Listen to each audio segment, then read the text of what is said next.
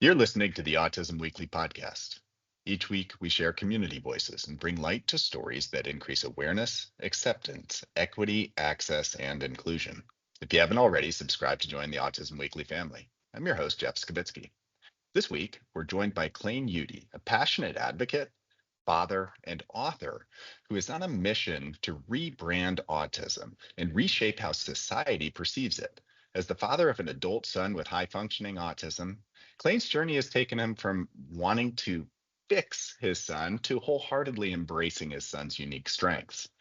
With over 30 years of professional experience in human performance improvements and learning development, Clain combines his expertise and personal insights to empower individuals with autism to achieve fulfilling, sustainable careers.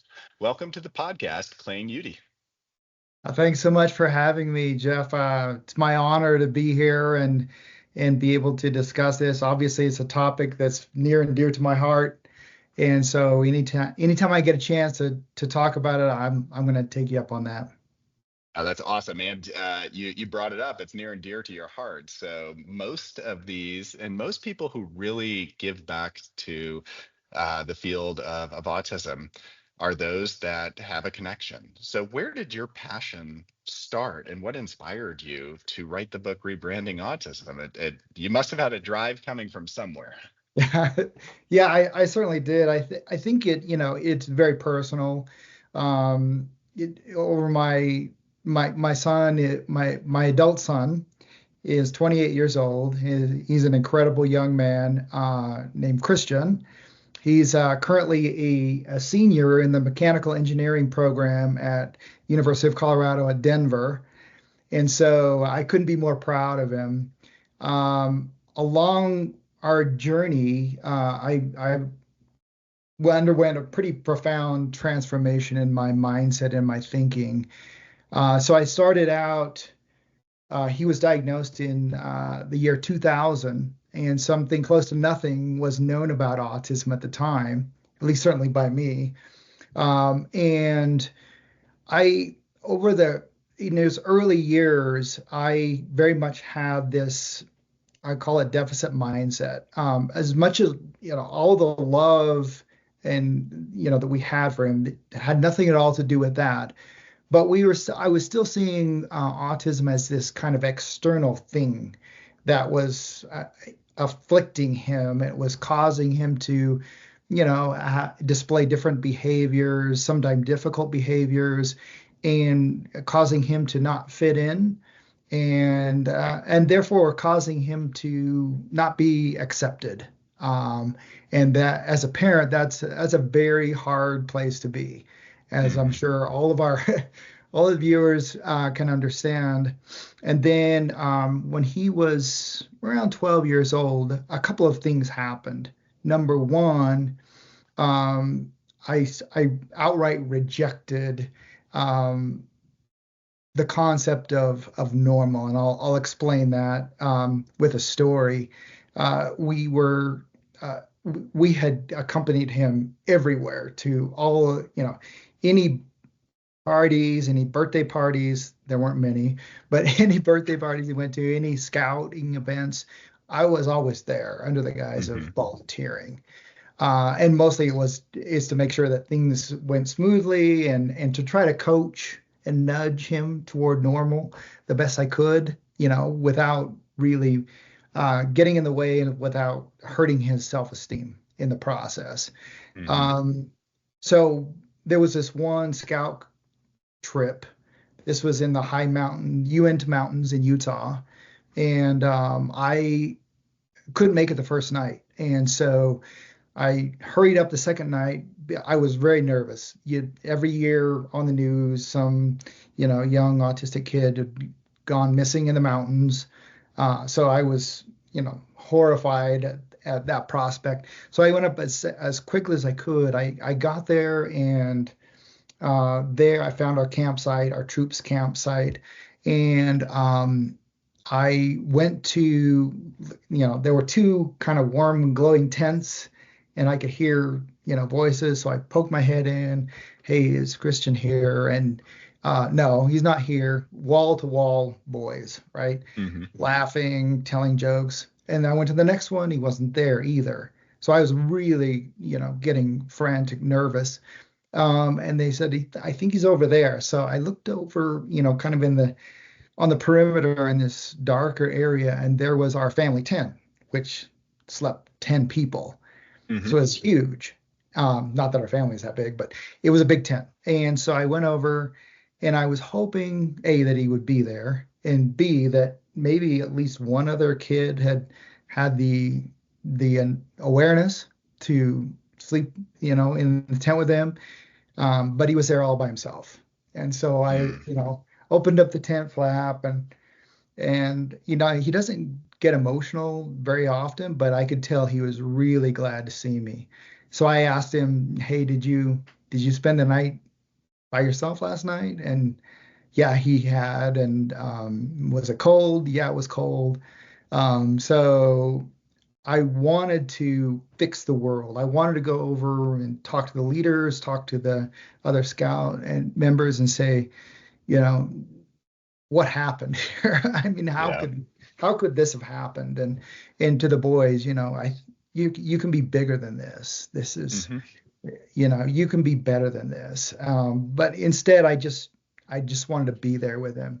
And then that night, I can distinctly remember just saying, I can't control what happens outside of our tent, outside of our home. I have little to no control over what happens out there, but I can control what happens here with us. Hmm. And so in that moment, I really kind of just rejected the quest to be normal, to fit in, and and decided that whatever that meant, I was going to create a world in which my son could thrive. Okay. Um, and so not long after that, I was rereading two books for a leadership development class that I was responsible for. It was First Break All the Rules by Don Clifton and Marcus Buckingham, and then Now Discover Your Strengths. A lot of people have heard of the Strengths Finder. It came from these books, and the books were a result of this huge Gallup survey. 130,000 people were interviewed to try to understand what makes managers good managers. And they Hmm. thought it might be, strategies, vision, all these things. It came down to the best managers are those managers who see, understand, and put people in a place where they can be in their strengths Yeah. most often. And so, it just hit me. It was like, this is more applicable to my son than anyone else in the world, Hmm. because we had always been looking at everything that wasn't right versus finding what his strengths were. In fact, his strengths were like almost completely hidden. Yeah. We didn't. So we determined from that moment on we were going to find and grow his strengths, and that really changed everything for him and for us. It rewired my entire thinking Yeah. around him, around autism, and so I just wanted to share that with people. So that's why I wrote the book. Well, I appreciate that. And I mean, it took the clinical world a long time to catch up with that same thought process. Is that I started about in the 2000s, as well, early 2000s, right around when you were exploring autism the first time. And it was deficit oriented. It was, how am I going to make it so that this person can learn this skill that's failing, or this thing that's missing, and I'm never identifying a strength, just constantly looking at filling gaps. Yep. And I don't know that Christian is your son's name, correct? Yeah. I don't know Yeah. that Christian would have been able to achieve everything he has as an engineer in college if all you did was focused on the negative things about the areas where he was wrong, or the areas where you the society felt he had to fix, but instead you empowered around his strengths so that he could be empowered to do what he wanted to do. Is that safe to say? Is that you found the areas that he wanted to really focus on, and you empowered him to do that? 100%. In fact, I'm sure, not to be too, pleased with ourselves, but I'm sure he would not be, where he is now. Um, I would say, so just backing up, what we had to do was we had to overtly look for clues, Mm-hmm. and we had to, I considered what he always asked questions about, what he always talked about. And it was always about cars. It was always about, hey, Dad, which car is faster? Which one can brake the fastest? So it's all about cars and physics Mm-hmm. and science, and automotive technology.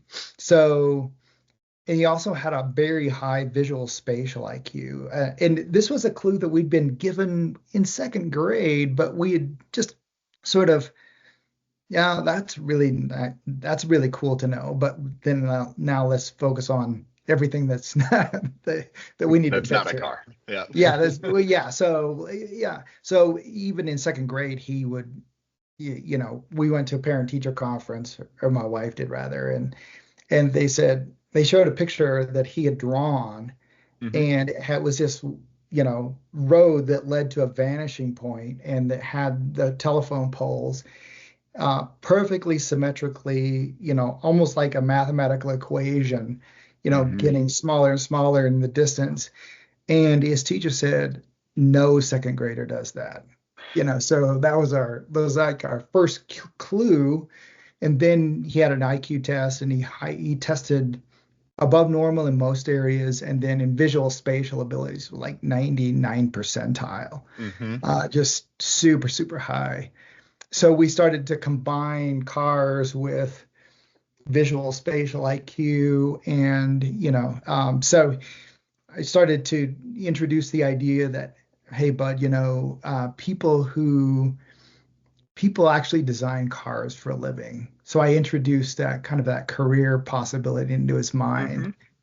And then we not soon after, I got him Google SketchUp, and he started to model cars and camshafts and pistons, and just in his free time. Yeah. And then, then we put him in a charter school, and he went through a certification program at a technical college while in high school on computer aided drafting. Mm-hmm. And so just we started to, I think more than anything, help him see his strengths. It's important for us to see his strengths so we can kind of be out there in front of headlights and guide him in a good path. But, his self concept, his self identity just changed Yeah. dramatically. But what Um, child doesn't? I mean, if you're really fostering a child's strengths, no matter who that child is that you're helping them to have opportunity to continue to build on those areas that they have passion, they have love, they have this desire, and then everything else falls into it. So a concern like, well, I'm concerned that my child isn't socializing. Well, let's build that into the strength. Let's figure out ways to be able to incorporate some of the interest in cars or the interest in the mechanics. Let's find groups that love that stuff and increase social opportunities that way and help to engage and kind of build some of those skills. But sometimes we forget that because we want normal, like you well, described, normal. and we want everything there. So how do we how do we rebrand from that? I mean, you mentioned you were able to move from the thought of I'm going to go away from normal. How do we get away from thinking that if somebody is not behaving the way that is written in a book you're supposed to behave, that they're wrong and I need to fix something, instead of looking at that person as a bunch of talents or abilities that could add something to the environment around them? I I'm a pretty independent person, and but that experience, especially with the pitching our own tent, that did something to me, and it was an outright rejection of normal. And so it really does take a certain level of defiance. I don't care, what other people think. I don't, all I care about is putting my child in a place where he or she can thrive, whatever that means, whatever that looks like, because I can't use the standard template. It Hmm. doesn't work. And so that's going to require me to think outside of the box and design a space, an environment that is going to work for my child. That's going to be different for my child, and that's what I think. It starts there because we can't. I see us like little tugboats trying to move this huge ocean liner, which is society. And Hmm. their expectations and their vision of who our children should be, how they should behave, um, and what they should expect from them. Um, what we can control is us. We can Hmm. control our own world in a micro way, and that's what matters most. If Yep. other people start to get on board with that, and that vision of strength starts to radiate outward into neighborhood friends, or schools, or the workplace, great. But it starts in the home, and it starts with the parent writing the kind of story uh, that their child is going to believe about themselves Yeah. every day.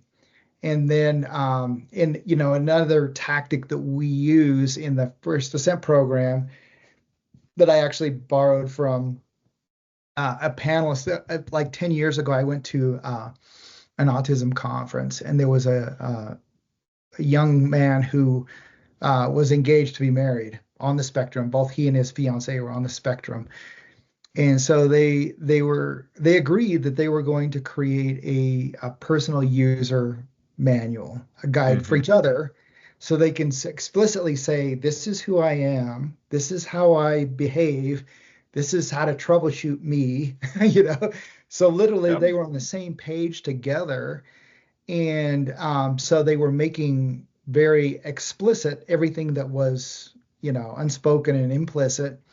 And I thought that's brilliant. So when I started to build the First Ascent program after that, I incorporated this idea of a personal user guide that can start, with parents helping develop that guide for their kiddos, so they know Hmm. what their strengths are, they know what kind of environment they're going to do well in, and they can start. This is a living document that they can develop, and then over time the young adult, the adolescent young adult, can start to own that, and they can start to Yeah. take over that, and they can educate teachers, they can educate, Hmm. friends or colleagues, they can educate bosses in the workplace, not in any sort of heavy-handed way, but simply to say, this is the kind of environment that do really well in. I want to Yep. bring, be my best self at school and at work, and here's what that looks like for me. So. That ability to self-advocate is so important. I mean, and a lot of times when we talk about these things, it's okay, well, for the autistic individual, this works. But it goes beyond that. I mean, everybody I can think of when you're talking about establishing a strong relationship, knowing who you are, communicating to somebody, this is how I communicate best, or this is how you can tell when I'm feeling upset or angry. So this is, that reciprocation of knowing who you are and being able to advocate is so important.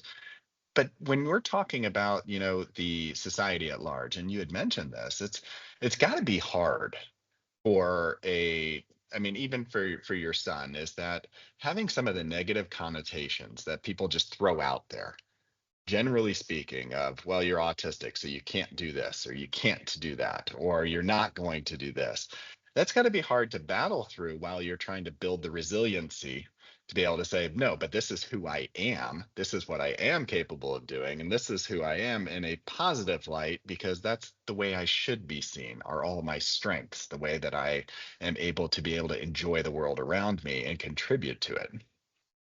Yeah, I think three, a couple things happened when I started to really focus on discovering and growing his strengths. Number one is it gave me the mind space to look past a lot of the things that are different Hmm. because I was looking for the strength.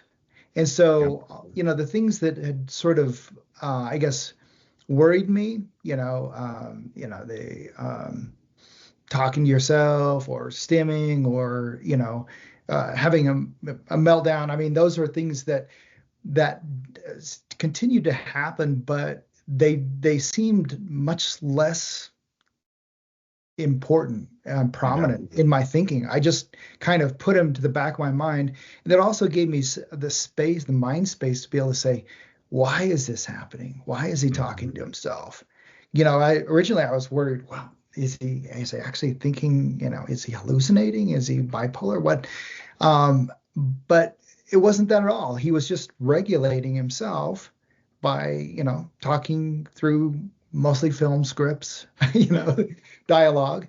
Hmm. Um, and once I started to ask why, it was like, there's a perfectly logical explanation for this that and I even started to kind of appreciate some of those regulate self-regulating behaviors. And I think the other thing that was, if you talk about kind of the more difficult behaviors, like a meltdown, Hmm. if you can start to kind of understand, again, ask the why and understand what is causing that you know that response, then you can go a long way to finding the conditions where he's not in that space, he's not in that environment, and you can keep him in a space where of his strengths, and so that Hmm. greatly mitigates those things happening. And then finally, I think you know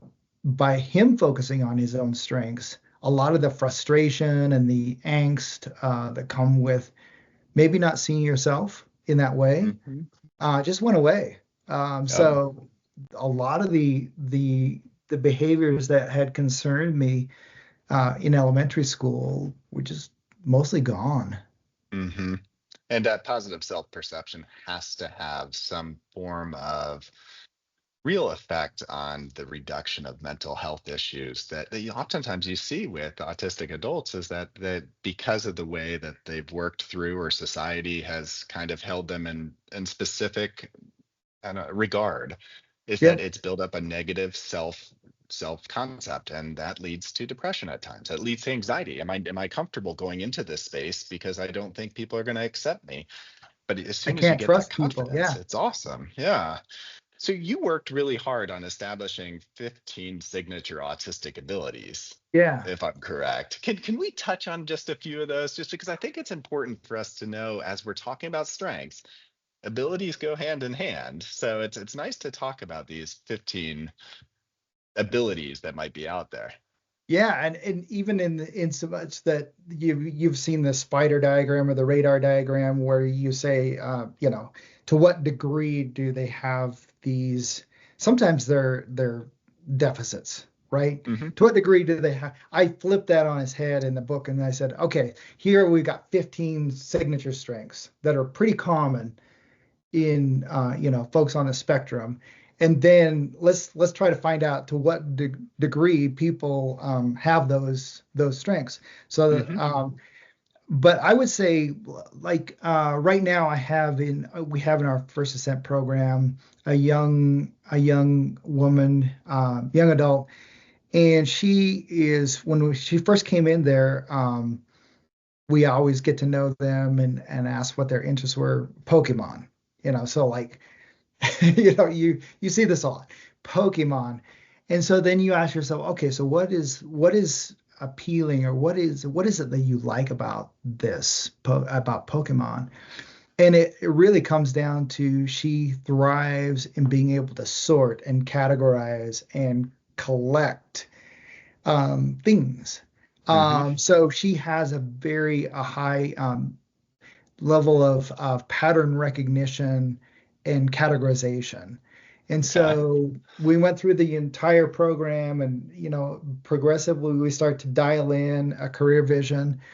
And at the end of it, she's now tracking toward a career as a librarian Hmm. because that's what they thrive in. Now, for me, that would be I could never, they'd kick me out in a day if I were expected to do that. But she Hmm. absolutely thrives in it, does it all on her own. So I would say in pattern recognition, any data analyst, any computer programmer, a lot of video game is about pattern recognition.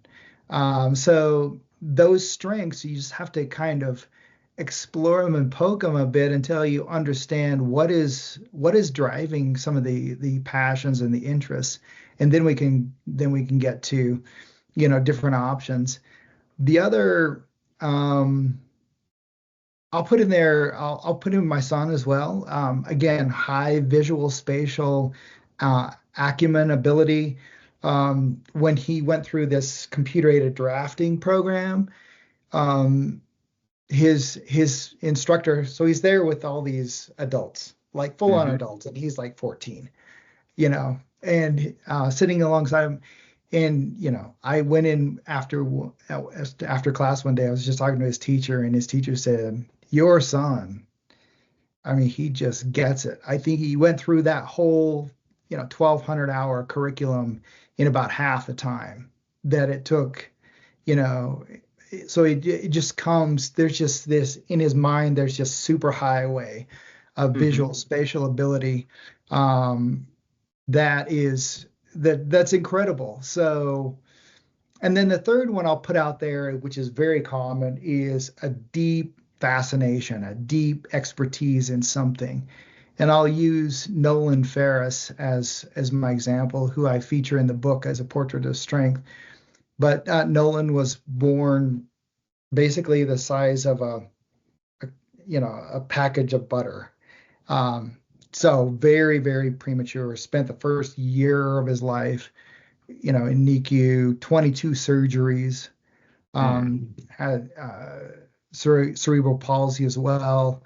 So, but even when he was in the NICU, his parents put a little piano with these big oversized piano keys, and he would kick those keys with his feet. And then when they got him home, first of all, they said he wouldn't live, did. Then they said he won't walk. So they bought him a little organ, and they would just keep that out of his reach. He had a tracheotomy, so he had to, lay on his back. So he just sort of did this. They would move it away from him, and he did this reverse crawl thing to Hmm. get to the keyboard so he could play it. And then so he was able to crawl. Then he was able to stand, and and now if you look at him, he's 24 years old, and from the moment he is awake to the moment he goes to sleep, 7 days a week, he is doing music. He'll have like two, three, up to eight different devices, from iPads to YouTube to radio stations, and he's composing. He doesn't speak, but he's Hmm. composing music in a very kind of postmodern way. Oh, that's so Um, cool. is very cool. So I think that, again, that's an example of someone who is, call it, a lot of people would say very, very challenged. I would say he's what I talk to his parents, and they'll say he's one of the most satisfied people they know Yeah. because he's Well, I living mean, in his strength. yeah, and he's enjoying every second of his day that he's able to engage in that passion that he has, which I think we all thrive. We all thrive when we're able to experience what it is that we are seeking, that passion, that drive. When you were talking about the career components to this, I find that very important because oftentimes, even as we're starting to see in high school, we have a variety of children that have these extremely gifted strengths in certain areas, but we're so focused on, let's fix the problems. And then you're not giving the time, the energy to the strength, and the child isn't getting to explore that on their own. So their happiness starts to kind of dwindle a little bit. But when we do that, that sets off a career path. That sets off the ability to kind of harness that for future and to be able to kind of create a life around it. Is there something to those five abilities? And then that I think that you had also mentioned that there are 15 abilities, sorry, but five cognitive profiles that we could learn from to be able to kind of help to harness and understand, hey, you know what? This is what I'm seeing. This is what this child's telling me. This is what this young adult is showing me. Let's give them some guidance to be able to achieve what they're hoping to be able to get to. Yeah, so yes, the cognitive profiles that I referenced in the book, they come from Simon Baron Cohen's book, The Pattern Seekers. And in the patterns, he's a renowned psychiatrist from Cambridge. And this is an amazing book. I would recommend it to anyone. But he basically says there's five cognitive patterns. You've got two basic patterns. You've got on the one side, you've got the people who are systemizers. He calls it the systemizing mechanism. And then you've got the empathizers. So on the empathizers, you have people who are very good at intuiting, are very good at reading people, knowing what to say, when to say it. Also very good at deception. Yeah, ironically, because you have to understand people to Hmm. be deceitful, something that yeah, our young kids on the spectrum usually are not good at, which is fantastic. And then you've got on the other side, you've got the pattern seekers, and these are people who see patterns, and they're able to create basically the scientific method. They're able to say, if I do this, then this is likely to Hmm. happen. And they test that over and over and over again and to see if they're going to get a different result. So within those two broad cognitive types, he breaks the general population up into five. You've got the people who are kind of balanced, who are not better at empathy or systems, right? Hmm. Systematic thinking. Then you've got the empathizers and the balanced people are about a third of the population. The empathizers who are the people who are better at empathizing that's another third of the population. And then you've got a very rare kind of profile here, maybe just a few percentage points, who are the empaths of the world. Okay. And then on the other side, on the systematic side of the equation, you've got about a third, and these can be engineers, a lot of STEM people in there, a lot of business people, even athletes. He points to Kobe Bryant as a pattern seeker, Hmm. and then you've got the extreme systemizers out here, and those are the kind of those rare geniuses out there Hmm. who are anyway his studies and his research have led him to conclude that roughly most people on the spectrum fall in this systemizing camp, roughly double the number of in the general population.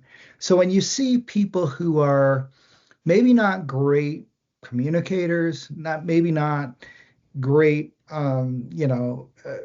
interacting with people, that's fine because their strength is here. Yeah. They are, and by the way, he will say that most of the innovation throughout human history have come from this group. Hmm. These who hyper systemizers, he calls them. And so, it's an incredible heritage. Um, and it's an incredible cognitive profile. And there are a lot of I've taken many young adults through the First Ascent program, and we do we do a lot of assessment around their strengths, and not all of them, but a lot of them, a very high percentage fall in that cognitive mindset, which makes them particularly good in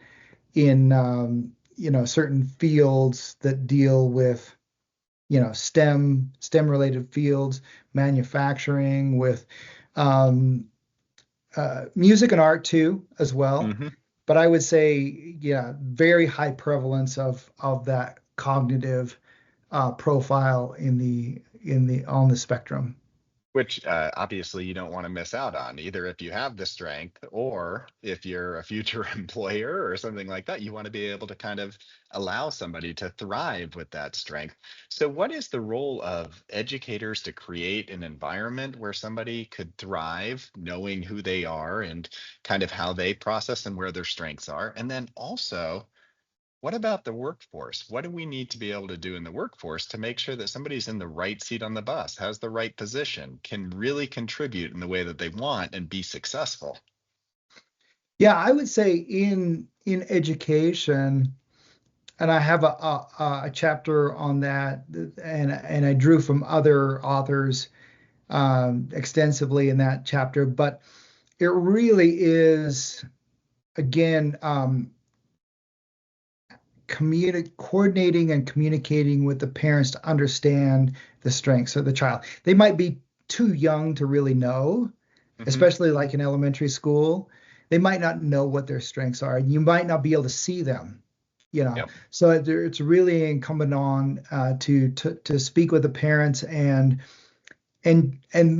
honestly, the parents probably haven't thought a whole lot about it either. On you Hmm. know, um, but to be able to open that dialogue up, and if they are fixated with roller coasters or electronics or whatever their fascination is, go with it, Hmm. and give them opportunities to not only do that and thrive in that interest, but also be able to demonstrate that expertise to class members, because that's part of rebranding, how they see this young child.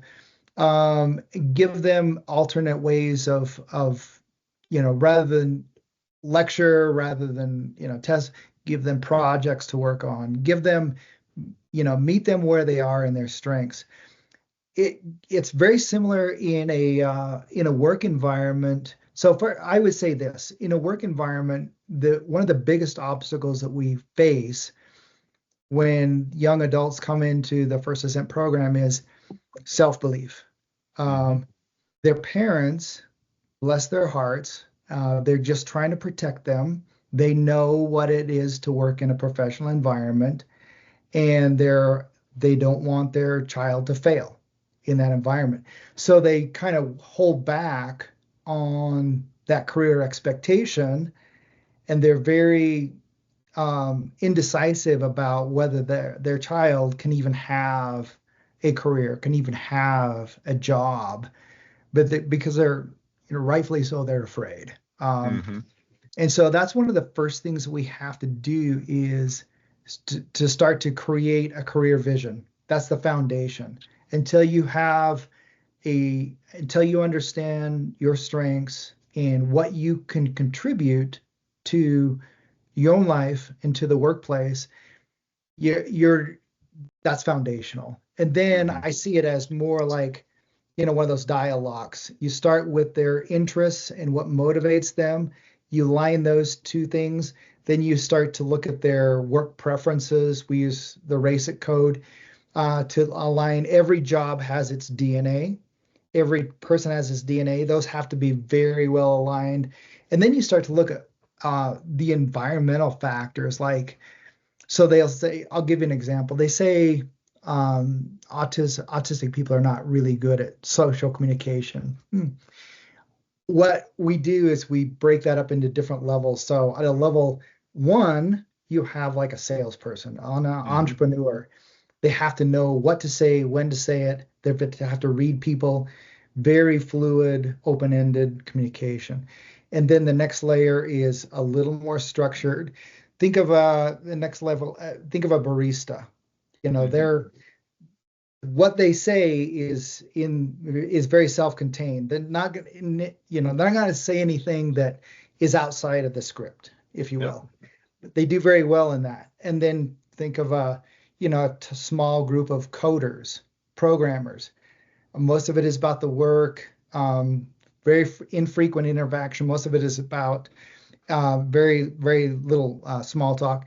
And then if you get down here, you're looking at, you know, think of a mechanical engineering technician, and most of their day is about the work itself, head Hmm. down, focused on the work itself. The engineer might come in, at the beginning of the day, check in, make sure everything's going well. It might have a question. If they do talk, it's about the thing itself. It's about work. So if you say, my son, for instance, can do this all day long. He's very, very good. He'll have a project going on. I'll say, hey, bud, what you working on? And he'll explain the aerodynamics of an airplane wing to me. And he'll do it very, very um, understandably. But so again, it's about finding that space in which they will thrive, not just their strengths, but all of the work environment factors, the level of structure, the level of stimulation, the type of communication. Those are Hmm. all considerations that a lot of people don't have to pay attention to. People on Yeah. the spectrum do. And it makes a big difference in that work environment is feeling that I'm not having additional stressors that I really don't want as part of that. I don't want to have to sit there and have chit chat all day. I'd like to work directly on my project for some people. It's knowing that these stressors will take me away from the things that I love doing that are part of my passion. So I'm listening to everything you're saying, and I almost look at it as, we have the community responsibility, and then you have the goals of the individual and the caregiver. And I hear everything is about figuring out the strengths, exploration, understanding who one is, and then being able to take that and to understand the perspective, but also self-advocate and be able to put that out there so that you can let people know who you are, what it is that helps you to be as successful as possible, and that I don't necessarily need to change when I go into new environments. I just need to make sure everybody else understands this is how I do best, and can we work around some of these things, and then making sure that the opportunity and the empowerment align. So really evaluating what is my best situation. Is that kind of is that a good takeaway from from kind of the concepts that you're putting out there? 100%. I think that, if you look at rebranding autism and changing the way people think about autism, it starts in the home. And it starts with parents, creating a vision of their child, autistic child, that the child can believe in. And then from there, it's empowering parents, it's empowering the autistic person to be able to start radiating that out and educating and communicating with teachers, with friends, with parents of school, on a play date, and then Hmm. eventually to the workplace. So I very much see, rather than this kind of overarching public awareness, macro level rebranding effort, I don't think those work very well, honestly. I think it starts here. And as long as if you can change the narrative and change the way you see autism in the home, that's, you're there. Everything Hmm. else is gravy, right? Yeah. And then you can start to radiate that understanding upwards and outwards to other people too, so that you can say, this is who I am. Would love for you to be part of my journey, Hmm. but I'm on my own journey. Yeah. And I think it's so important to be able to share your lived experience. And the only way that other people can understand what your lived experience is that you have done the exploration, know what it is, and know what's important to you to be able to talk through it, or for others to advocate with you to be able to express that. Where can folks go to access your program, your books? You've put a lot of time and energy into this, Yeah. and sharing that is, I think, very important. Yeah, well, I would love to get the book in as many hands as possible, and so I would start there. It's on Amazon, it's on Barnes and Noble, it's in paperback, it's in ebook, it's in audiobook. But please, read the book, refer the book to other people. I really, the people who have read it already, it's only been out for a month. Um, they've all said this is transformative. This changed the way I think about autism. So that's exactly what I want to happen. Beyond that, you can visit autismelevated.com, and that's where I have, some resources about what we're about, and also has, if you have a young adult who is kind of looking to a career potentially, would invite you to check out the First Ascent program. It's on autismelevated.com. We're also on Facebook and LinkedIn.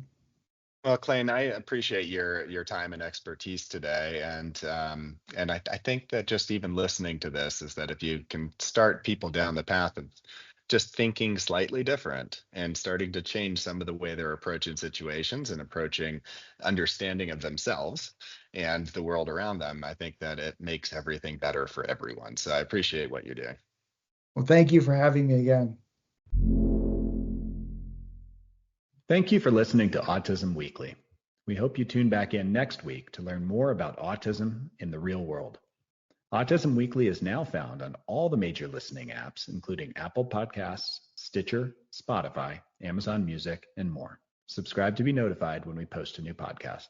Autism Weekly is produced by ABS Kids. ABS Kids is proud to provide diagnostic assessments and ABA therapy to children with developmental delays like autism spectrum disorder. You can learn more about ABS Kids and the Autism Weekly podcast by visiting abskids.com. Thanks for tuning in. See you again next week.